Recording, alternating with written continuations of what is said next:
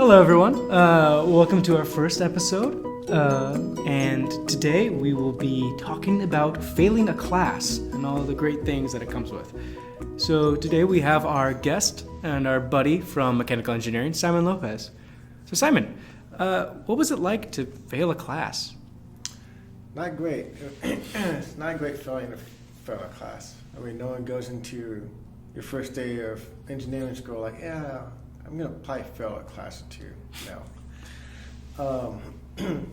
It is kind of depressing. It's kind of sad. It's tough, especially before winter break. I mean, and Christmas. It's not a good feeling to know that you failed a class, and yeah, it's pretty difficult telling your friends and family that you failed, and they ask you why, and then this not really great depressing mood to be in.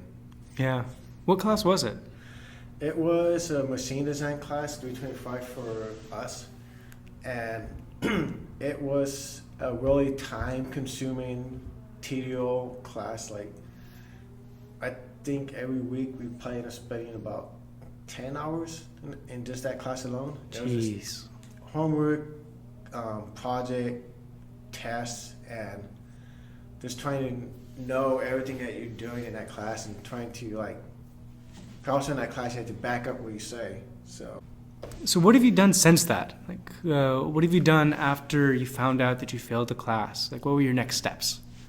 So this ain't like the first class I failed before. I failed classes before in the past. And I remember one of my professors in my old community college told me when you fail a class, whatever you do not think about that class over break. Do not look at the books, do not look at your homework, tests. Don't want to tell about your friends about the class. Do not let them bring up the class. Because you're in the healing process. You're supposed to heal from that class. Just forget about it. The more you think about it, the longer it's going to take for you to heal from it. So what he recommended for me is have fun. Go out. If you want to go snowboarding, go snowboarding. If you want to go just drive around, go on an adventure, do it. And he said, I thought I was kind of dumb, like, why am I rewarding myself in front of class? He said, you're not rewarding yourself, you're healing yourself. Okay. By you having fun, by you enjoying life and enjoying it, you're still in the healing process, making it go quicker. That's really great advice.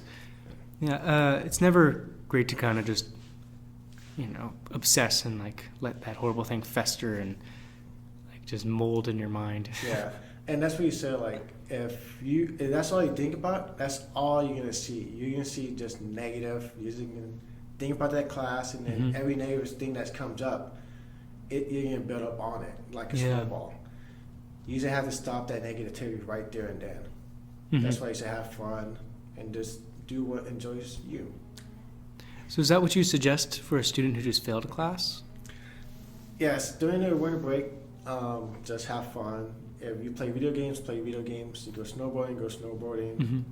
If you just want to go out and have events, do that. Just do positive, productive things. Okay. And what would be the next steps after that? The next step after that, when you go back to school, for most likely you're not going to be in a class next quarter.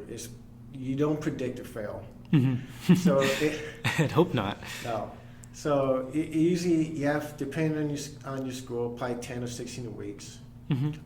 Use that quarter between the next time you take it to know about your school system. I already know, okay, when I retake the class, I don't need permission to retake it. I just sign up for it. I know that when I pass the class next time, my first bad grade is still my GPA, so I have to go to I think it's called academic renewal to get that wiped off of my GPA. At the same time, I'm planning now, okay, what other professors teach that class? Do I need to learn it at a different perspective? Do I need to learn it at a different time?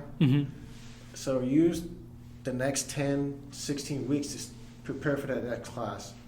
What do I have to do to be better prepared? Do I need better study habits? Do I just need to study material better? Do I need to spend more time studying for it? And yeah, just talk to your school about what could I do to get this off my GPA. Yeah, because that's not really helpful. Because I know with a lot of engineering jobs, don't they also look at your GPA? They do. And I already did it once already. Like my first class I failed. Mm-hmm. My first year here, I got it wiped off. I failed it first time was a D, Mm-hmm. and I passed it the second time was a B. Hey, that's great. Yeah.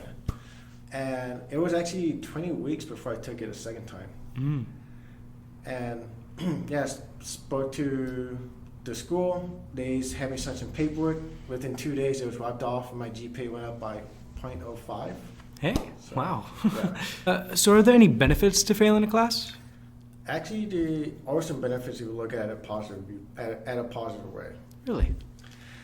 And the thing is, if you go to your whole college and university life and education without failing, you don't know how to handle it. Mm-hmm. See, we're going to fail no matter what. Mm-hmm. It is going to be a time in our life, in our career for that, we're going to fail. The project's not going to get done, or good example, SpaceX, when the rockets kept blowing up on landing, Oh, yeah. that was multiple failed attempts.